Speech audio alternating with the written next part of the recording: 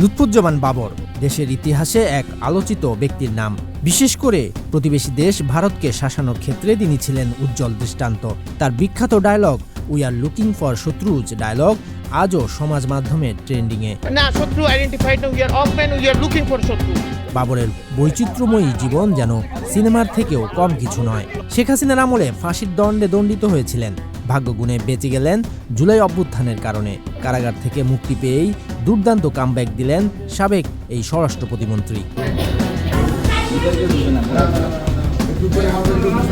ফিরেই নেত্রকোনা ৪ আসনে record vote পেয়ে আবারও সংসদ সদস্য হিসেবে মনোনীত হলেন। সাধারণ মানুষের চাওয়া তিনি যেন আবারও স্বরাষ্ট্র মন্ত্রণালয়ের দায়িত্ব পান।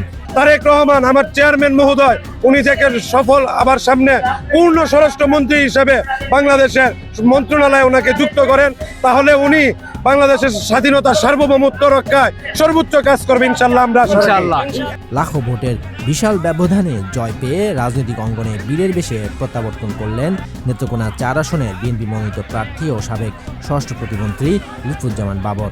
দোয়ার কারণে আল্লাহ পাক চলেছে এবং আজকে ওনারা ভোট দিয়ে আমাকে দেখেন এত ভোটের ডিফারেন্স নিয়ে আসছে, প্রতিটা কেন্দ্রে আমাকে জিতে নিয়ে আসছে। এত বড় নিয়ামত কুদরত বরকত রহমত আমি এত কিছু দেখি না। স্বরাষ্ট্র প্রতিমন্ত্রীর দায়িত্ব পালনকালে আইন শৃঙ্খলা বিষয়ক নানা সিদ্ধান্ত ও কর্মকাণ্ডের কারণে আলোচনায় আসেন তিনি।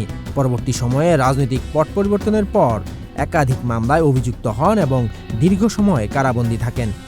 তার সমর্থকদের মতে এসব মামলা ছিল রাজনৈতিক প্রতিহিংসার ফল এবং তিনি বিগত আওয়ামী সরকারের রোষানলের শিকার। দীর্ঘ 17 বছর পর মাটি বাংলার নয়নের মণি সাবেক স্বরাষ্ট্র প্রতিমন্ত্রী লুৎফুজ্জামান বাবর সাহেব আমাদের মাঝে ফিরে এসেছেন।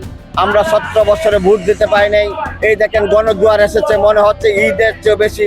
আমরা আল্লাহর কাছে হাজার শুকরিয়া। সবসময় উনার একটা বক্তব্য, প্রথম হলো আখেরাত, দ্বিতীয় হলো মদন মোহনগঞ্জ খালিয়াজুরির তার জনগণ, তৃতীয় হলো তার ফ্যামিলি। তাই উনা এসেছেন, উনা আমাদের মাঝে ফিরে এসেছেন, আল্লাহর কাছে হাজার শুকরিয়া। সংসদ সদস্য নির্বাচিত হয়ে লুৎফুজ্জামান বাবর বলেন, এই বিজয় জনগণের বিজয়। আমি এলাকার উন্নয়ন, অবকাঠামো শক্তিশালীকরণ এবং জনগণের প্রত্যাশা পূরণে আন্তরিকভাবে কাজ করে যাব।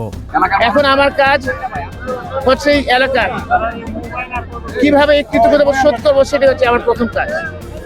3 থানা বিশেষ করে অনেক এখানে উন্নয়নের কর্মকাণ্ড রয়েছে, কর্মসংস্থানের কাজ হয়ে গেছে। এখানকার আমার জেলেদের সমস্যা আছে, সবগুলো ইনশাল্লাহ পর্যায়ক্রমে আমার সর্বোচ্চ দিয়ে করব। মোহনগঞ্জ, মদন, খালিয়াজুরি এই 3 উপজেলা নিয়ে গঠিত এই আসনে নিকটতম প্রতিদ্বন্দ্বীর প্রার্থীর চেয়ে 1,20,961 ভোট বেশি পেয়ে সরকারিভাবে নির্বাচিত হন তিনি। রাজনৈতিক বিশ্লেষকদের মতে এই বিপুল ব্যবধান কেবল একটি নির্বাচনী জয় নয়, বরং এটি ভবিষ্যৎ রাজনৈতিক সমীকরণে গুরুত্বপূর্ণ প্রভাব ফেলতে পারে।